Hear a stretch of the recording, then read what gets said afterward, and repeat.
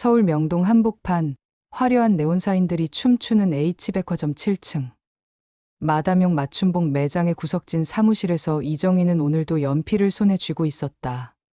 155cm의 작은 키에 어깨는 좁고 동그란 얼굴에는 양쪽으로 찢어진 듯한 눈과 납작한 코가 자리하고 있었다. 29의 나이에도 여전히 소녀 같은 외모 때문에 사람들은 그녀를 진지하게 받아들이지 않았다. 하지만 그녀의 손끝에서는 마법이 일어났다. 낡은 스케치북 위에 그려지는 한 줄 한 줄이 모여 우아한 드레스가 되고 세련된 재킷이 되고 때로는 한국 전통의 아름다움을 현대적으로 재해석한 독창적인 디자인이 되었다. 정의의 디자인에는 특별한 것이 있었다. 여성의 몸을 가장 아름답게 보이게 하는 비밀스러운 곡선, 착용자의 개성을 최대한 살려주는 색채 배합. 그리고 무엇보다 옷을 입는 순간 자신감이 샘솟게 하는 마법 같은 힘이 담겨 있었다. 정희는 매일 아침 7시 30분에 출근했다. 다른 직원들이 오기 전 조용한 사무실에서 혼자만의 시간을 가지는 것이 하루 중 가장 평온한 순간이었다. 창가에 놓인 작은 책상에 앉아 따뜻한 커피 한 잔을 마시며 어제 밤 꿈에서 본 드레스나 우연히 거리에서 마주친 할머니의 한복 저고리에서 영감을 받은 새로운 디자인을 스케치했다. 정희의 외모에 대한 컴플렉스는 어릴 때부터 시작되었다. 초등학교 때부터 징그럽게 못생겼다. 코가 너무 납작하다. 눈이 찢어져서 무섭다는 말들을 들으며 자랐다. 중학교 때는 반 아이들이 그녀를 납작이라고 부르며 놀렸고 고등학교 때는 남학생들이 정희는 외계인 같다며 웃었다. 대학에서 패션 디자인을 전공할 때도 교수님들은 그녀의 작품은 칭찬했지만 디자이너는 외모도 중요하다며 은근히 무대 뒤로 밀려나게 만들었다. 그래서 정희는 자연스럽게 그림자 속으로 숨어들었다. H백화점에 취업한 지 5년, 그녀는 한 번도 매장 앞쪽에 나가본 적이 없었다. 고객들과의 미팅도 항상 미나를 통해 이루어졌고 언론 인터뷰나 패션쇼에도 절대 참여하지 않았다. 사장님인 김태수 전무는 정희의 재능을 누구보다 잘 알고 있었지만 그녀의 소심함과 외모 컴플렉스를 이해하며 강요하지 않았다. 정희야, 내 옷을 입은 고객들이 얼마나 행복해하는지 알아? 김 전무가 가끔씩 사무실을 찾아와 말하곤 했다. 특히 나이 드신 마담들이 내가 디자인한 옷을 입고 나서는 30년 젊어진 기분이라고 하셔. 그게 얼마나 대단한 재능인지 모르겠어? 하지만 정희는 여전히 자신에 대한 확신이 부족했다. 거울을 볼 때마다 어린 시절 들었던 상처받는 말들이 메아리처럼 돌아왔고 자신의 디자인이 인정받는 것조차 운이 좋았을 뿐이라고 생각했다. 이런 정희에게 유일한 위로이자 친구가 바로 강미나였다. 미나는 정희와는 정반대의 외모를 가진 여성이었다. 168cm의 모델 같은 키에 비율 좋은 몸매. 뚜렷한 이목구비와 환한 미소를 가진 그녀는 어디를 가든 사람들의 시선을 사로잡았다. 긴 생머리는 항상 윤기가 흘렀고 패션 감각 또한 뛰어나서 어떤 옷을 입어도 화보 속 모델처럼 소화해냈다. 미나는 단순히 아름다운 외모뿐만 아니라 따뜻한 성격의 소유자였다. 고객들과 이야기할 때는 마치 오랜 친구처럼 편안하게 대해주었고 누구든지 그녀와 대화를 나누고 나면 기분이 좋아졌다. 특히 나이 드신 마담 고객들은 미나를 친딸처럼 아껴주었고 젊은 고객들은 언니처럼 따랐다. 정희야, 너 정말 대단해. 나는 이렇게 예쁜 옷들을 파는 것밖에 못하는데 너는 무에서 유를 창조하잖아. 미나는 진심으로 정희의 재능을 존경했다. 그녀 자신도 패션을 전공했지만 정희처럼 창조적인 영감이나 섬세한 디자인 감각은 없다는 것을 솔직히 인정했다. 미나와 정희는 정반대의 외모를 가졌지만 묘하게 잘 맞았다. 정희가 소극적이고 내성적인 성격이라면 미나는 적극적이고 외향적이었다. 정희가 예술적 감성이 뛰어나다면 미나는 사람을 다루는데 천부적인 재능이 있었다. 이 둘의 조합은 매장에 완벽한 시너지를 만들어냈다. 점심시간이면 미나는 항상 정희의 사무실로 찾아와 함께 식사했다. 다른 직원들은 지하 푸드코트에서 먹었지만 정희는 사람들 사이에 끼어 있는 것을 부담스러워했기 때문이다. 오늘 김 여사님이 또 너 칭찬하시더라. 미나가 도시락을 먹으며 말했다. 작년에 내가 디자인해준 그 진주색 이브닝 드레스 입고 딸 피아노 연주회에 갔는데 지인들이 모두 어디서 산 옷이냐고 물어봤다는 거야. 정희는 부끄러운 듯 미소 지었다. 그래요? 김 여사님 체형에 맞게 허리 라인을 조금 조정하고 나이에 맞게 색상도 은은하게 했는데 너 정말 몰라? 내가 얼마나 대단한 디자이너인지. 미나는 정희의 어깨를 툭툭 쳤다. 나 같으면 벌써 독립해서 개인 브랜드 만들었을 거야. 하지만 정희에게는 아직 그런 용기가 없었다. 세상 밖으로 나가는 것이 두려웠고 지금의 안전한 둥지 같은 사무실을 떠날 생각을 할 수 없었다.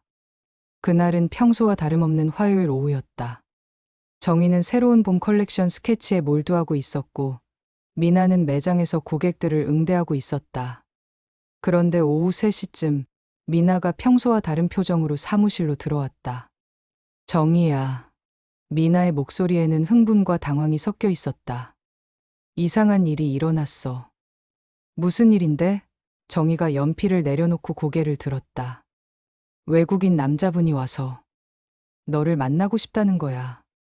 정희의 눈이 동그랗게 커졌다. 나를? 왜? 그게 잘 모르겠어. 지난주부터 거의 매일 오시는 분인데 처음에는 어머님 선물이라고 하면서 옷을 몇 벌 사셨거든? 그런데 오늘은 미나가 잠시 말을 멈췄다. 미나의 설명에 따르면 그 남자는 지난주 월요일부터 매일 매장을 찾았다. 첫날에는 어머님께 드릴 드레스를 찾는다고 했고 정희가 디자인한 우아한 네이비 드레스를 선택했다. 이틀째에는 재킷을, 셋째 날에는 블라우스를 샀다. 하루도 빠짐없이 나타나서 매번 고가의 옷을 구매했지만 이상한 점이 있었다. 계속 주변을 두리번거리시더라고. 뭔가를 찾는 것 같은. 미나가 신기한 듯 말했다. 그리고 오늘 드디어 용기를 내신 것 같아. 다소 서툰 영어와 손짓으로 뒤에서 일하는 디자이너를 만나고 싶다고 하시더라고. 정희는 믿을 수 없다는 표정이었다. 정말? 나를? 왜 나를 만나고 싶어 하는데? 그건 나도 모르겠어. 하지만 그분이 지금까지 우리 매장에서 쓰신 돈이. 미나가 계산기를 들여다보더니 눈을 크게 떴다. 거의 800만 원이 넘어. 우리 매장 역사상 일주일 만에 이렇게 많이 사신 분은 처음이야. 800만 원, 정희는 그 숫자에 놀라 입을 다물지 못했다. 도대체 그 사람이 누구이길래 그런 거액을 쓰면서까지 자신을 만나려고 하는 걸까? 어떻게 할까? 미나가 조심스럽게 물었다. 만나볼래? 정희는 잠시 망설였다. 외국인이라는 것도 부담스럽고 영어를 전혀 못한다는 것도 문제였다. 무엇보다 자신의 외모를 보면 실망할까봐 두려웠다. 나 영어 못해. 정희가 작은 목소리로 말했다. 괜찮아. 내가 통역해줄게. 그리고 정희야, 너무 걱정하지 마. 분명 좋은 일일 거야. 미나는 정희의 손을 잡고 격려했다. 결국 정희는 고개를 끄덕였다. 우리 매장의 최고 고객이 된 분의 요청을 거절할 수는 없었다. 미나가 매장으로 나간 지 5분 정도 지났을까. 사무실 문이 조심스럽게 열리고 미나가 먼저 들어왔다. 그 뒤로 따라 들어온 남자의 모습에 정희는 숨이 멎는 줄 알았다. 키가 185cm는 좋게 되어 보이는 그는 어깨가 넓고 다리가 길어서 마치 조각상 같은 비율을 자랑했다. 밝은 갈색 머리카락은 자연스럽게 웨이브가 져 있었고 깊고 파란 눈은 북유럽의 맑은 바다를 연상시켰다. 오똑한 코와 섬세하게 다듬어진 턱선, 그리고 부드러우면서도 남성적인 입술까지. 정말로 유명 남성복 브랜드의 모델이 화보에서 튀어나온 것 같았다. 그는 정희를 보자마자 얼굴에 환한 미소를 지었다. 그 미소는 진심이 담겨 있었고 정희를 향한 따뜻함이 느껴졌다. 정희는 당황해서 고개를 숙였다. 안녕하세요. 저는 라스무스입니다. 그가 서툰 영어로 자기소개를 했다. 미나가 통역했다. 라스무스라고 하시네. 덴마크에서 오셨다고 해. 라스무스는 정희 앞에 있는 의자를 조심스럽게 끌어당기며 앉을 수 있는지 손짓으로 물었다. 정희가 고개를 끄덕이자 그는 예의 바르게 앉았다. 하지만 앉아서도 그의 키는 여전히 정희보다 훨씬 컸다. 어떻게 저를? 정희가 떨리는 목소리로 물었다. 미나가 영어로 통역해주자 라스무스의 얼굴이 약간 붉어졌다. 그는 잠시 머뭇거리더니 진솔한 표정으로 이야기하기 시작했다.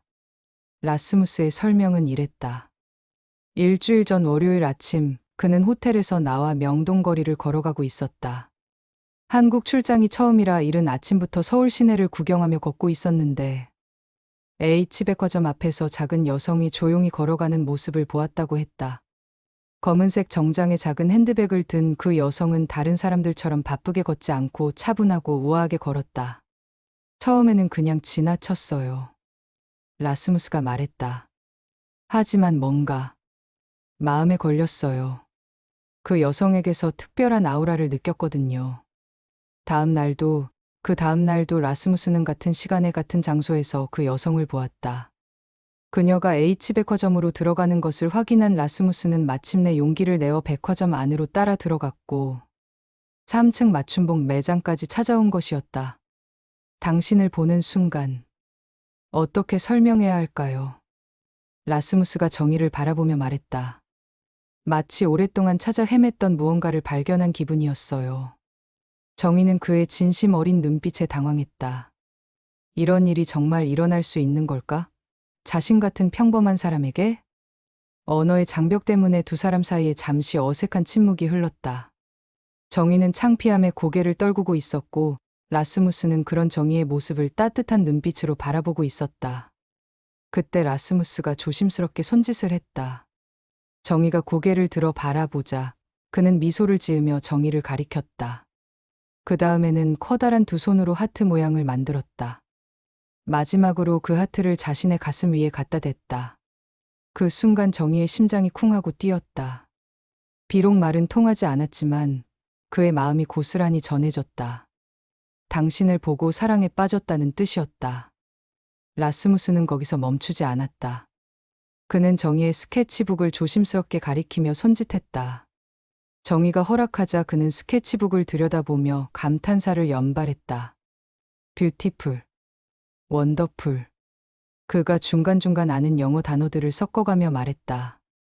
스케치북에는 정의가 그린 드레스와 재킷, 블라우스들이 섬세하게 그려져 있었다. 라스무스는 마치 예술 작품을 보는 것처럼 한 장 한 장 조심스럽게 넘겨가며 감상했다. 이게 다 당신이 그린 건가요? 라스무스가 놀란 표정으로 물었다. 미나의 통역을 들은 정의는 부끄러운 듯 고개를 끄덕였다. 정말 놀라워요. 라스무스의 눈에는 진심 어린 감탄이 담겨 있었다. 당신은 예술가예요. 이때 미나가 매장에서 급한 고객 응대를 위해 잠시 나가야 한다고 했다. 두 사람만 남게 되자 더욱 조용한 분위기가 흘렀다. 라스무스는 주머니에서 핸드폰을 꺼내 번역 앱을 실행했다. 그리고 뭔가를 타이핑한 후 정의에게 보여주었다.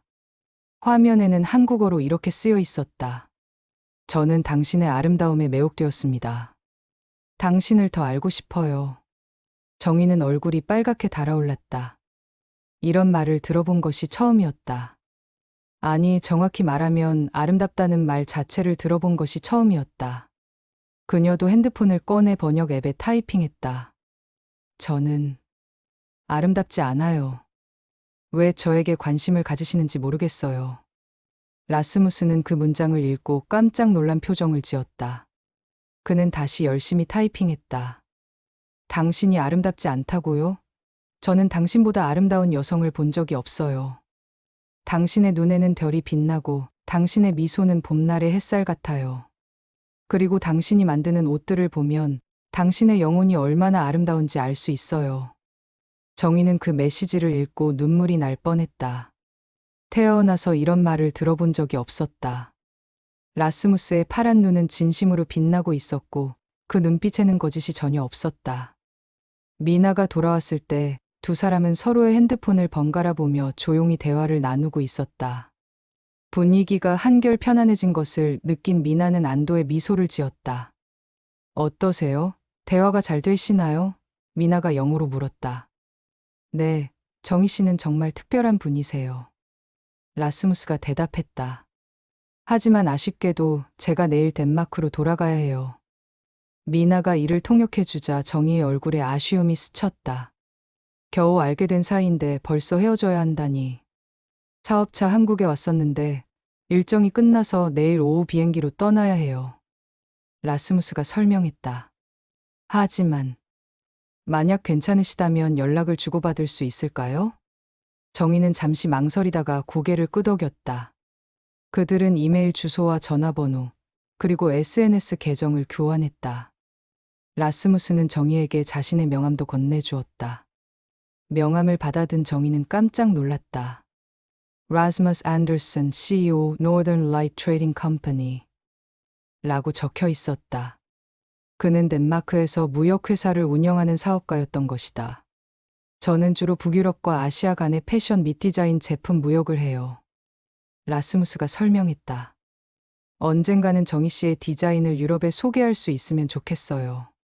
이 말을 듣고 정희는 더욱 놀랐다. 자신의 디자인을 유럽에 소개한다니 꿈만 같은 이야기였다.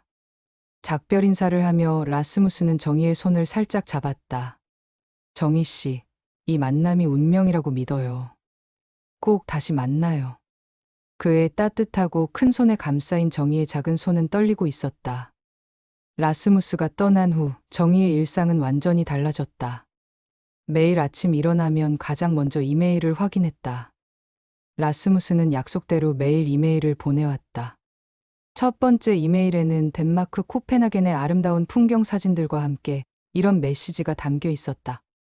안녕하세요, 정희 씨. 무사히 덴마크에 도착했어요. 비행기 안에서 내내 당신 생각을 했어요.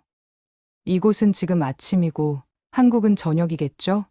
시차 때문에 조금 힘들지만 당신과 연락할 수 있다는 생각에 행복해요. 사진은 제가 사는 동네예요. 언젠가 당신과 함께 이 길을 걸을 수 있기를 꿈꿔요. 정희는 그 이메일을 읽고 또 읽었다. 그리고 용기를 내어 답장을 썼다. 안녕하세요, 라스무스 씨.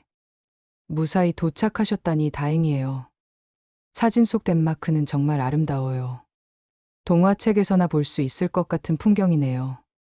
저는 여전히 이 모든 일이 꿈만 같아요. 이렇게 두 사람의 이메일 주고받기가 시작되었다. 처음에는 서툰 영어와 번역기의 도움으로 짧은 메시지를 주고받았지만 점차 서로에 대해 더 깊이 알아가기 시작했다. 라스무스는 자신의 이야기를 들려주었다. 그는 덴마크의 작은 마을에서 태어나 코펜하겐 대학에서 국제경영학을 전공했다. 졸업 후 작은 무역회사에서 일하다가 5년 전에 독립해서 자신만의 회사를 설립했다. 주로 북유럽의 디자인 제품들을 아시아에 소개하는 일을 했는데 최근에는 반대로 아시아의 우수한 디자인을 유럽에 알리는 데도 관심이 많다고 했다. 제가 패션 사업에 관심을 갖게 된 건 어머니 덕분이에요. 라스무스가 한 통의 이메일에서 털어놓았다. 어머니는 젊은 시절 패션 디자이너의 꿈을 가지고 계셨는데 결혼과 출산으로 포기하셨거든요. 그 대신 저에게 늘 아름다운 것을 만드는 사람들을 도와주라고 하셨어요. 그래서 제가 무역업을 시작할 때도 특히 디자이너들의 작품을 소개하는 일에 집중하게 되었죠. 정희도 점차 자신의 이야기를 털어놓기 시작했다. 어릴 때부터 겪었던 외모에 대한 상처들, 디자이너가 되고 싶었던 꿈, 그리고 지금도 여전히 자신감 부족에 시달리고 있다는 솔직한 마음을 전했다. 라스무스의 답장은 언제나 따뜻했다. 정희 씨, 당신이 얼마나 아름다운 사람인지 모르시는 게 안타까워요. 진정한 아름다움은 외모가 아니라 마음에서 나오는 거예요. 당신의 디자인을 보면 당신의 마음이 얼마나 순수하고 아름다운지 알 수 있어요. 시간이 지나면서 정희는 영어 공부에 매달리기 시작했다. 라스무스와 더 깊은 대화를 나누고 싶었기 때문이다. 퇴근 후와 주말에는 영어학원에 다녔고 집에서는 영어 드라마를 보며 공부했다. 라스무스도 한국어를 배우기 시작했다. 안녕하세요, 감사합니다, 사랑해요 같은 간단한 단어부터 시작해서 점차 한글로 짧은 메시지를 보내오기도 했다. 정희야, 나는 너를 사랑해. 삐뚤빼뚤한 한글로 쓴 그의 메시지를 받은 날, 정희는 하루 종일 웃음이 멈추지 않았다. 두 사람은 이메일 외에도 영상통화를 하기 시작했다. 시차 때문에 한국의 밤과 덴마크의 오후에 만날 수 있었다. 처음에는 서로의 얼굴을 보며 어색해했지만 점차 자연스러워졌다. 정희, 오늘은 어떤 디자인을 했어요? 라스무스가 영상통화에서 물었다. 정희는 그날 그린 스케치를 화면에 보여주며 설명했다. 라스무스는 언제나 진심 어린 관심과 칭찬을 아끼지 않았다. 와, 이 드레스는 정말 우아해요. 이런 색상 조합은 어떻게 생각해낸 거예요? 그냥. 오늘 아침에 하늘을 보는데 구름과 하늘의 색깔이 예뻐서. 정희가 부끄러워하며 대답했다. 당신은 일상의 모든 것에서 영감을 얻는군요. 정말 대단한 예술가예요. 이런 대화들을 통해 정희는 점차 자신감을 되찾아가기 시작했다. 라스무스의 진심 어린 칭찬과 격려 덕분에 자신의 재능에 대해 조금씩 자부심을 갖게 되었다. 이런 변화를 가장 가까이서 지켜본 사람은 미나였다. 정희의 표정이 밝아졌고 옷차림도 예전보다 신경 쓰기 시작했다. 무엇보다 일할 때의 자세가 달라졌다. 정희야, 요즘 뭔가 달라졌어. 더 자신감 있어 보여. 미나가 점심시간에 말했다. 그래요? 정희가 부끄러워하며 웃었다. 응. 그리고 디자인도 더 다양해진 것 같아. 이전에는 항상 안전한 스타일만 고집했는데 요즘은 좀 더 도전적인 디자인도 시도하고 있잖아. 정말로 정희의 디자인에는 변화가 있었다. 라스무스와의 대화에서 북유럽의 미니멀하면서도 세련된 감성에 대해 들으면서 자신만의 스타일에 새로운 요소들을 더하기 시작한 것이다. 라스무스 씨가 북유럽 디자인에 대해 많이 얘기해 주셔서 새로운 영감을 받고 있어요. 정희가 솔직하게 말했다. 미나는 정희의 연애를 진심으로 응원했다. 오랫동안 정희가 자신감 부족으로 고생하는 것을 지켜봐 왔기 때문에 이런 변화가 얼마나 소중한지 알고 있었다. 정희야, 정말 다행이야. 너를 제대로 알아봐 주는 사람을 만나서. 미나가 정희의 손을 잡으며 말했다. 너는 원래 충분히 아름답고 재능 있는 사람이었어. 이제 그걸 스스로도 깨닫기 시작한 거지. 장거리 연애가 시작된 지 6개월쯤 되었을 때 첫 번째 시련이 찾아왔다. 라스무스의 어머니가 갑자기 쓰러져 병원에 입원하게 된 것이다. 정희, 미안해요. 한동안 연락이 어려울 것 같아요. 라스무스가 영상통화에서 지친 얼굴로 말했다. 어머니 상태가 심각해서. 정희는 그의 걱정스러운 표정을 보며 마음이 아팠다. 괜찮아요. 어머님께 집중하세요. 저는 기다릴게요. 그 후 한 달 동안 라스무스로부터 연락이 거의 없었다. 간혹 짧은 메시지가 왔지만 예전 같은 따뜻함은 느낄 수 없었다. 정희는 혹시 라스무스가 자신에 대한 마음이 식은 건 아닌지 불안해하기 시작했다. 정희야, 너무 걱정하지 마. 미나가 위로했다. 가족이 아플 때는 다른 생각할 여유가 없는 거야. 라스무스 씨가 너를 향한 마음은 진짜였어. 정희는 미나의 말을 믿으려고 노력했지만 밤늦게 혼자 있을 때면 온갖 부정적인 생각들이 머릿속을 맴돌았다. 역시 꿈 같은 일이었나, 내가 너무 순진했나, 장거리 연애는 무리였나 하는 생각들이었다. 그런데 한 달 반이 지난 어느 날 라스무스로부터 긴 이메일이 왔다. 사랑하는 정희에게 오랫동안 연락을 못 드려서 정말 죄송해요. 어머니께서 많이 위험하셨는데 다행히 이제 회복되고 계세요. 병원에서 지내면서 많은 생각을 했어요. 인생이 얼마나 소중하고 짧은지, 그리고 진정으로 사랑하는 사람과 함께하는 시간이 얼마나 중요한지 깨달았어요. 정희, 저는 당신 없이는 살 수 없다는 걸 확실히 알았어요. 이제 어머니도 안정되셨으니 곧 한국으로 갈게요. 당신을 다시 만나고 싶어요. 그리고 중요한 이야기가 있어요. 사랑해요. 라스무스. 정희는 그 이메일을 읽고 눈물을 흘렸다. 기쁨의 눈물이었다. 3주 후 라스무스가 한국에 왔다. 이번에는 이전과 달리 오래 머물 수 있다고 했다. 덴마크에서 업무를 정리하고 몇 달간 한국에 체류할 예정이라고 했다. 공항에서 라스무스를 만난 정희는 그가 조금 야위었다는 것을 알 수 있었다. 어머니를 돌보느라 고생이 많았던 모양이었다. 하지만 정희를 보는 그의 눈빛은 여전히 따뜻하고 사랑스러웠다. 정희. 라스무스가 정희를 끌어안았다. 공항 로비 한가운데서였지만 정희는 전혀 부끄럽지 않았다. 이번 만남에서 라스무스는 더욱 적극적이었다. 정희를 여러 곳으로 데이트하는 데 데려갔고 한국 문화에 대해서도 열심히 배우려고 했다. 특히 정희의 일에 대해서는 누구보다 진지한 관심을 보였다. 정희의 디자인을 유럽에 소개하고 싶어요. 라스무스가 어느 날 진지하게 말했다. 제 회사를 통해서 말이에요. 당신의 재능은 한국에만 머물기에는 너무 아까워요. 정희는 그의 제안에 깜짝 놀랐다. 자신의 디자인이 유럽에서도 통할까? 하지만 저는 아직. 정희가 망설였다. 정희, 당신 자신을 믿어보세요. 저는 확신해요. 당신의 디자인은 세계 어디에서도 사랑받을 거예요. 그날 저녁 라스무스는 정희를 H백화점 옥상으로 데려갔다. 서울의 야경이 한눈에 내려다 보이는 곳이었다. 정희. 라스무스가 갑자기 무릎을 꿇었다. 정희는 깜짝 놀라 뒤로 물러섰다. 설마. 정희, 저와 결혼해 주세요. 라스무스가 작은 벨벳 상자를 꺼내며 말했다. 상자 안에는 아름다운 다이아몬드 반지가 들어 있었다. 저는 당신을 처음 본 순간부터 알았어요. 당신이 제 인생의 반쪽이라는 걸. 당신과 함께 평생을 보내고 싶어요. 덴마크에서, 한국에서, 아니면 세계 어느 곳에서든 상관없어요. 당신과 함께라면 어디든 좋아요. 정희는 눈물을 흘리며 고개를 끄덕였다. 네, 좋아요. 결혼이 결정된 후 라스무스는 정희를 덴마크로 초대했다. 가족들을 소개하고 싶다고 했다. 정희는 처음으로 해외여행을 떠났다. 비행기에서 12시간을 날아 도착한 코펜하겐 공항에서 라스무스의 가족들이 기다리고 있었다. 라스무스의 어머니 잉그리드는 60대 중반의 우아한 여성이었다. 키가 크고 은빛 머리카락을 단정하게 올린 그녀는 마치 영화 속의 귀부인 같았다. 아버지 헨릭은 70대 초반으로 여전히 건장한 체격을 유지하고 있었다. 정희, 드디어 만나네요.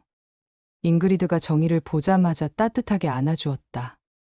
라스무스가 당신 이야기를 너무 많이 해서 이미 딸 같은 느낌이에요. 정희는 그들의 따뜻한 환대에 감동했다. 특히 잉그리드는 정희를 리틀 돌로우 덕, 작은 인형이라고 부르며 각별히 아꼈다. 그런데 라스무스의 집에 도착했을 때 정희는 깜짝 놀랐다. 집이라고 하기에는 너무 웅장했다. 드넓은 정원에 둘러싸인 5층 건물은 마치 작은 궁전 같았다. 라스무스. 이게 집이에요? 정희가 놀란 얼굴로 물었다. 라스무스가 머뭇거리며 대답했다. 정희. 사실 제가 말씀드리지 못한 것이 있어요. 저녁 식사 자리에서 라스무스는 마침내 진실을 털어놓았다. 그의 정식 이름은 라스무스 폰 로젠보르그였고 그는 덴마크의 오래된 귀족 가문의 후작이었다. 로젠보르그 가문은 500년 이상의 역사를 가진 명문가였고 현재도 덴마크 사회에서 상당한 영향력을 가지고 있었다.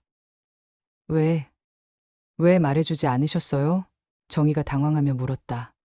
처음에는 말할 기회를 놓쳤고 나중에는 당신이 제 신분 때문에 부담을 느낄까봐 걱정됐어요.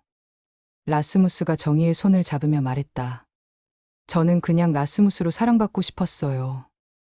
잉그리드가 미소를 지으며 말했다. 정희, 걱정하지 마세요. 우리는 신분보다는 사람의 됨됨이를 더 중요하게 생각해요. 당신이 얼마나 좋은 사람인지 라스무스를 통해 충분히 알고 있어요. 결혼식은 로젠보르그 가문의 전통에 따라 덴마크에서 열렸다. 하지만 라스무스의 배려로 한국식 전통 혼례도 함께 진행되었다. 정희는 아름다운 한복을 입고 라스무스는 한국 전통 신랑 의상을 착용했다. 미나를 비롯해 한국의 가족과 친구들도 덴마크로 왔다. 정희의 부모님은 딸이 후작 부인이 된다는 사실에 여전히 어리둥절해했지만 라스무스가 정희를 얼마나 사랑하는지 보고 안심했다. 정희야, 내가 이렇게 행복해하는 모습을 보니 엄마도 기뻐. 정희의 어머니가 눈물을 흘리며 말했다. 항상 내가 예쁘다고 생각했는데 세상 사람들이 몰라봐서 속상했거든. 결혼 후 정희는 덴마크에서 새로운 삶을 시작했다. 처음에는 언어와 문화의 차이 때문에 어려움을 겪었지만 라스무스와 가족들의 도움으로 점차 적응해갔다. 특히 잉그리드는 정희에게 유럽의 사교계 예절과 여러 언어를 가르쳐 주었다. 후작 부인으로서 갖춰야 할 품격이 있어요. 잉그리드가 말했다. 하지만 그보다 더 중요한 건 당신만의 개성을 잃지 않는 거예요. 정희는 놀라운 언어 습득 능력을 보였다. 6개월 만에 덴마크어를 유창하게 구사하게 되었고 1년 후에는 독일어와 프랑스어, 게다가 노르웨이어까지 배우기 시작했다. 예술에 대한 감성이 뛰어난 덕분에 언어의 뉘앙스를 잘 이해했다. 결혼 2년 후 정희는 큰 결심을 했다. 자신만의 패션 브랜드를 론칭하기로 한 것이다. 라스무스의 격려와 지원, 그리고 유럽 패션계의 인맥들이 큰 도움이 되었다. 브랜드 이름은 정의 코펜하겐으로 정했다. 한국의 전통적 아름다움과 북유럽의 미니멀한 감성을 결합한 독특한 컨셉이었다. 첫 컬렉션은 코펜하겐 패션위크에서 발표되었다. 정희는 처음으로 무대 위에 올라 자신의 작품을 직접 소개했다. 예전 같으면 상상도 할 수 없는 일이었다. 저는 어릴 때부터 제 외모 때문에 자신감이 없었습니다. 정희가 무대에서 말했다. 하지만 진정한 아름다움은 외모가 아니라 내면에서 나온다는 것을 깨달았습니다. 제 옷을 입는 모든 여성이 자신만의 아름다움을 발견하고 자신감을 가졌으면 좋겠습니다. 컬렉션은 대성공이었다. 유럽의 주요 패션 매거진들이 앞다투어 정희를 인터뷰했고 유명 배우들과 모델들이 그녀의 옷을 착용하기 시작했다. 결혼 3년 후 정희는 첫 아이를 임신했다. 딸 소피아가 태어났을 때 라스무스는 기쁨에 겨워 울었다. 정희 고마워요. 세상에서 가장 아름다운 선물을 주었어요. 라스무스가 갓 태어난 딸을 안으며 말했다. 소피아는 정희의 동양적인 아름다움과 라스무스의 북유럽적 특징을 모두 물려받았다. 큰 눈과 오똑한 코, 그리고 밝은 갈색 머리카락을 가진 아름다운 아기였다. 2년 후에는 아들 알렉산더가 태어났다. 알렉산더는 아버지를 더 많이 닮았지만 엄마의 따뜻한 성격을 물려받았다. 잉그리드는 손자와 손녀를 극진히 아꼈다. 정희가 우리 가문에 가져다 준 가장 큰 행복이에요. 잉그리드가 말했다. 이 아이들 속에 동서양의 아름다움이 모두 흐르고 있어요. 정희 코펜하겐은 3년 만에 유럽 전역에서 사랑받는 브랜드로 성장했다. 정희의 디자인은 실용성과 아름다움을 모두 갖춘 것으로 유명했다. 특히 30대 이상의 여성들 사이에서 폭발적인 인기를 얻었다. 정희의 옷을 입으면 자신감이 생겨요. 한 고객이 인터뷰에서 말했다. 나이를 먹어도 여전히 아름다울 수 있다는 걸 느끼게 해줘요. 정희는 매년 2차례 컬렉션을 발표했고 온라인 스토어를 통해 전 세계에 배송했다. 직원 수는 50명을 넘어섰고 코펜하겐의 플래그십 스토어도 오픈했다. 라스무스는 아내의 사업을 적극적으로 지원했다. 그의 무역회사 네트워크를 통해 아시아 시장 진출도 성공적으로 이루어졌다. 다시 H백화점을 방문했을 때 미나와의 재회는 감동적이었다. 정희야, 정말 많이 변했구나. 미나가 환하게 웃으며 말했다. 예전에는 늘 고개를 숙이고 다녔는데 이제는 진짜 공주님 같아. 미나 언니 덕분이에요. 정희가 미나의 손을 잡으며 말했다. 언니가 없었다면 라스무스도 만나지 못했을 거예요. 김태수 전무도 정희의 성공을 진심으로 축하했다. 정희야, 내가 이렇게 성공할 줄 알고 있었어. 다만 내가 스스로 깨닫기를 기다렸을 뿐이지. 덴마크에서의 삶은 정희를 완전히 다른 사람으로 만들었다. 외모는 그대로였지만 자신감과 품격이 완전히 달라졌다.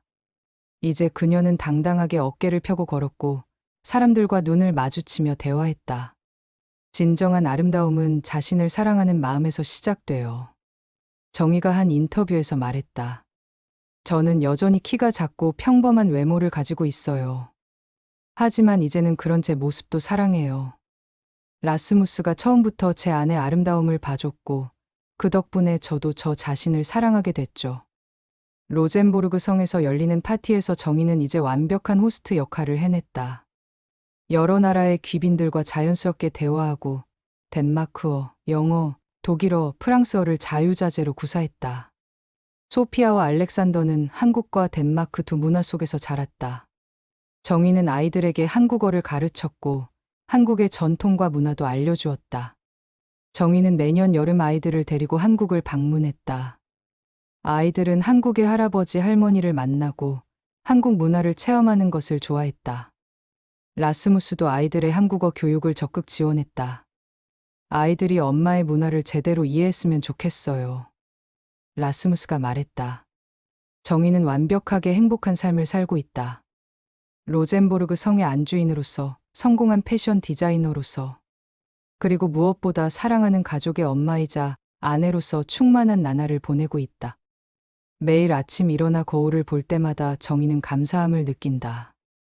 예전에는 거울 속에 자신이 싫었지만 이제는 그 안에서 사랑받는 여성, 성공한 사업가, 자랑스러운 엄마의 모습을 본다.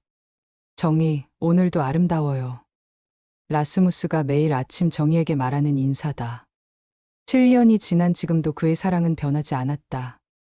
2023년 가을, 정희는 서울에서 특별한 강연을 하게 되었다. 한국 패션 디자이너 협회에서 주최하는 꿈을 이룬 디자이너들 시리즈의 마지막 연사로 초청받은 것이다. 강연장에는 수백 명의 젊은 디자이너 지망생들이 모여 있었다. 정희는 우아한 자신의 디자인 드레스를 입고 무대에 올랐다. 예전 같으면 상상도 할 수 없는 일이었다. 안녕하세요. 저는 이정희입니다. 정희가 자신 있는 목소리로 인사했다. 여러분과 똑같은 꿈을 가진 평범한 디자이너였던 제가 오늘 이 자리에 서게 된 이야기를 들려드리고 싶어요. 정희는 자신의 어린 시절 이야기부터 시작했다. H백화점의 작은 사무실에서 홀로 디자인하던 시절. 외모 컴플렉스로 인한 자신감 부족, 그리고 운명적인 만남까지. 청중들은 숨죽여 그녀의 이야기에 귀를 기울였다. 저는 여전히 키가 155cm이고 얼굴도 그대로예요. 정희가 웃으며 말했다. 하지만 제가 저 자신을 바라보는 시각이 완전히 달라졌어요. 진정한 아름다움은 외모가 아니라 자신을 사랑하는 마음. 그리고 다른 사람들을 아름답게 만들어주는 재능에서 나온다는 걸 깨달았거든요. 한 청중이 손을 들고 질문했다. 외모 때문에 위축되어 있는 후배들에게 어떤 조언을 해주고 싶으세요? 정희는 잠시 생각하더니 진심 어린 목소리로 대답했다. 저는 여러분께 외모는 중요하지 않다고 거짓말하지 않겠어요. 현실적으로 외모가 도움이 되는 상황들이 있죠. 하지만 더 중요한 건 여러분의 재능과 열정이에요. 저는 외모 때문에 뒤에 숨어 있었지만 제 디자인만큼은 항상 정직했어요. 결국 사람들은 진짜 가치를 알아봐 줘요. 강연이 끝난 후 정희는 새로운 프로젝트를 발표했다. 한국과 덴마크를 잇는 패션 교육 프로그램을 만들기로 한 것이다. 한덴마크 패션 브리지컬 덴마크 패션 브리지 프로그램을 통해 매년 한국의 젊은 디자이너 10명을 덴마크로 초청할 예정이에요. 정희가 기자회견에서 발표했다. 그들이 유럽의 패션 시장을 경험하고 더 넓은 세상에서 꿈을 펼칠 수 있도록 도울 거예요. 이 프로그램은 정희의 개인적인 경험에서 출발했다. 자신이 덴마크에서 새로운 가능성을 발견한 것처럼 다른 한국 디자이너들에게도 같은 기회를 주고 싶었던 것이다. 라스무스도 이 프로젝트에 전폭적인 지원을 약속했다. 정희의 비전에 동참할 수 있어서 기뻐요. 한국의 우수한 디자인을 유럽에 알리는 일은 제가 늘 꿈꿔왔던 일이기도 해요. 로젠보르그 성에서의 일상은 평화롭고 행복했다. 정희는 매일 아침 6시에 일어나 명상과 요가로 하루를 시작했다. 그 다음에는 정원을 산책하며 새로운 디자인 영감을 얻었다. 아침 식사는 가족 모두가 함께했다. 소피아와 알렉산더는 이제 각각 5살, 3살이 되어 활발하고 재미있는 대화를 나눌 수 있었다. 엄마, 오늘은 무슨 예쁜 옷을 만들 거예요? 소피아가 매일 아침 묻는 질문이었다. 소피아가 제일 좋아하는 분홍색 드레스를 만들어 볼까? 정희가 딸의 머리를 쓰다듬으며 대답했다. 저도, 알렉산더도 예쁜 옷 원해요. 알렉산더가 손을 번쩍 들며 소리쳤다. 라스무스는 아이들과 놀아주는 시간을 무엇보다 소중히 여겼다. 사업이 아무리 바빠도 저녁에는 반드시 집에 와서 아이들과 함께 시간을 보냈다. 정희, 당신과 결혼한 게 제 인생 최고의 결정이었어요. 라스무스가 어느 날 밤 정희를 안으며 말했다. 당신 덕분에 진정한 행복이 무엇인지 알게 됐어요. 잉그리드와 정희의 관계는 시어머니와 며느리를 넘어선 진정한 친구 사이였다. 잉그리드는 정희에게 유럽 귀족 사회의 예절을 가르쳐줬지만 동시에 정희만의 개성을 존중했다. 정희, 당신은 우리 가문에 새로운 활력을 불어넣어 줬어요. 잉그리드가 어느 날 정희와 차를 마시며 말했다. 500년 된 전통도 좋지만 때로는 새로운 변화가 필요해요. 정희도 잉그리드를 진짜 어머니처럼 여겼다. 디자인에 대한 조언을 구할 때도 있었고 육아에 대한 고민을 나눌 때도 있었다. 정희 코펜하겐은 이제 유럽을 넘어 전 세계적인 브랜드로 성장했다. 뉴욕, 도쿄, 상하이에도 매장이 오픈했고 온라인으로는 50개국에 배송하고 있었다. 특히 아시아 시장에서의 반응이 뜨거웠다. 한국적인 섬세함과 북유럽의 실용성이 결합된 디자인이 아시아 여성들의 마음을 사로잡았다. 정희의 성공은 한국에 있는 가족들에게도 큰 기쁨이었다. 정희의 부모님은 딸이 후작 부인이 되고 성공한 디자이너가 된 것을 자랑스러워했다. 우리 정희가 어릴 때는 늘 걱정이었는데 정희의 어머니가 눈물을 흘리며 말했다. 이제는 세상에서 제일 행복한 사람이 된 것 같아 다행이야. 정희는 매년 여름 한 달간 한국에 머물며 부모님과 시간을 보냈다. 아이들도 한국의 할아버지, 할머니와 친밀한 관계를 유지했다. 소피아야, 할머니가 만든 김치 맛있지? 정희의 어머니가 손녀에게 물었다. 네, 할머니 김치가 세상에서 제일 맛있어요. 소피아가 한국어로 대답했다. 정희는 아이들이 한국 문화를 자연스럽게 받아들이는 모습을 보며 뿌듯했다. 미나는 여전히 H백화점에서 일하고 있었지만 이제는 매장 책임자로 승진해 있었다. 정희와의 우정은 세월이 흘러도 변하지 않았다. 정희가 한국을 방문할 때마다 두 사람은 반드시 만났다. 옛날 그 작은 사무실에서 도시락을 나누어 먹던 추억을 회상하며 대화를 나눴다. 정희야, 내가 이렇게 성공할 줄 알았어. 미나가 웃으며 말했다. 다만 내가 스스로 깨닫기를 기다렸을 뿐이지. 언니가 없었다면 라스무스도 만나지 못했을 거예요. 정희가 진심으로 감사의 마음을 전했다. 언니는 제 인생의 은인이에요. 미나도 최근 좋은 사람을 만나 결혼을 앞두고 있었다. 정희는 미나의 웨딩드레스를 직접 디자인해주기로 약속했다. 정희는 자신의 성공을 사회에 환원하는 일에도 적극적이었다. 정희 패션 장학재단을 통해 매년 더 많은 학생들을 지원했고 멘토링 프로그램도 운영했다. 제가 받은 사랑과 기회를 다음 세대와 나누고 싶어요. 정희가 장학금 수여식에서 말했다. 여러분도 언젠가는 다른 사람들에게 희망을 전해주는 사람이 되길 바라요. 로젠보르그 성의 개인 작업실에서 정희는 오늘도 새로운 디자인을 그리고 있다. 창밖으로는 덴마크의 아름다운 풍경이 펼쳐져 있고 멀리서는 정원에서 뛰어노는 아이들의 웃음소리가 들려온다. 정희, 차 한 잔 드릴까요? 라스무스가 작업실 문을 살짝 열고 들어왔다. 고마워요. 정희가 미소를 지으며 연필을 내려놓았다. 오늘은 무슨 옷을 디자인하고 있어요? 라스무스가 스케치북을 들여다보며 물었다. 소피아를 위한 생일 드레스예요. 우리 딸이 공주님이 된 기분을 느낄 수 있도록 특별하게 만들고 있어요. 라스무스는 정희의 어깨에 손을 올리고 목에 가볍게 키스했다. 당신이 세상에서 가장 아름다운 공주님이에요. 그날 저녁 정희는 가족과 함께 저녁 식사를 하며 하루를 마무리했다. 소피아와 알렉산더가 제잘거리며 하루 있었던 일들을 이야기하고 라스무스는 아이들의 말을 진지하게 들어주었다. 엄마는 정말 예뻐요. 소피아가 갑자기 말했다. 왜 옛날에 다른 사람들은 엄마가 예쁘지 않다고 했어요? 정희는 잠시 놀랐지만 곧 부드러운 미소를 지었다. 소피아야, 사람마다 아름다움을 보는 눈이 달라. 하지만 가장 중요한 건 자기 자신을 사랑하는 거야. 엄마는 이제 엄마 자신을 사랑해. 저도 엄마처럼 아름다운 사람이 될 수 있어요? 소피아가 큰 눈을 깜빡이며 물었다. 물론이야. 소피아는 이미 충분히 아름다워. 그리고 더 중요한 건 다른 사람들을 아름답게 만들어주는 마음을 가지는 거야. 그날 밤 아이들을 재운 후 정희는 라스무스와 함께 테라스에 나가 별을 바라보았다. 덴마크의 맑은 하늘에는 수많은 별들이 반짝이고 있었다. 라스무스, 당신을 만나기 전에 제가 지금의 저를 본다면 믿을 수 있을까요? 정희가 라스무스의 팔에 기대며 말했다. 물론이에요. 왜냐하면 당신은 원래 이런 사람이었거든요. 다만 스스로 깨닫지 못했을 뿐이에요. 라스무스가 정희를 안으며 대답했다. 저는 첫 순간부터 당신의 진짜 모습을 봤어요. 정희는 고개를 끄덕였다.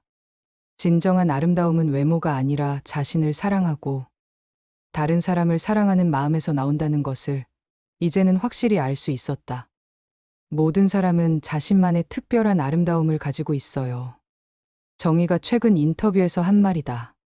중요한 것은 그 아름다움을 발견하고 키워나가는 것. 그리고 다른 사람들도 그들만의 아름다움을 찾을 수 있도록 도와주는 것이에요. 이제 후작 부인이자 세계적인 패션 디자이너가 된 이정희의 이야기는 여전히 진행형이다. 매일 새로운 꿈을 그리며 더 많은 사람들에게 희망을 전하는 그녀의 여정은 계속되고 있다.